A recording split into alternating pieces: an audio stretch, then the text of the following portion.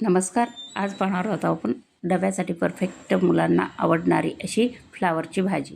Flower हे स्वच्छ प बारीक चिरून घ्यायचं आहे आणि स्वच्छ गरम पाण्यात धुवायचं आहे. गरम पाण्यात धुतल्याने सगळे व्यवस्थितपणा होईल, कारण त्याच्यामध्ये खूप घाण असते. चांगलंच असतं फ्लावर, तरी पण त्याच्यामध्ये घाण असते, म्हणून थोडं कोमट पाण्यात धुवून घ्यायचं आहे. धुतल्यानंतर ते कढईत टाकायचं आहे भाजण्यासाठी. ते भाजून स्वच्छ भाजायचं आहे, सारखं परतत राहायचं आहे. मंद आचेवर हे गॅस ठेवायचं आहे.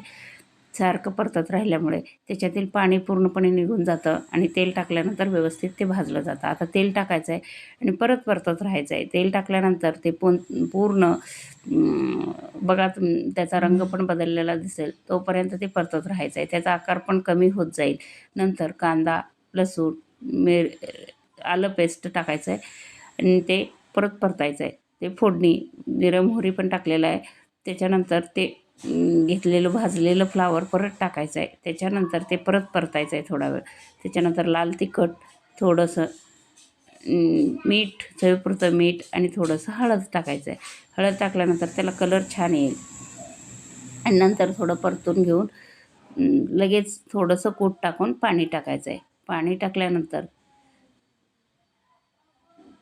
कूट तुम्हाला आवडत असेल तर टाका, नाही टाकलं तरी चालतं आहे. त्याची काही गरज लागणार नाही, पण थोडं छान कूट टाकल्यामुळे थोडं छान लागतं.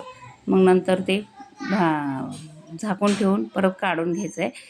तयार आहे. नंतर वरून थोडी कोथिंबीर टाकून डब्याला भरायचं आहे. रोज मी डब्याचे व्हिडिओ टाकत असते. रोज जे भाजी डब्याला देईल ते मी टाकत असते. तर चॅनलला नक्की सबस्क्राईब करा आणि बेल आयकॉनवर क्लिक करा.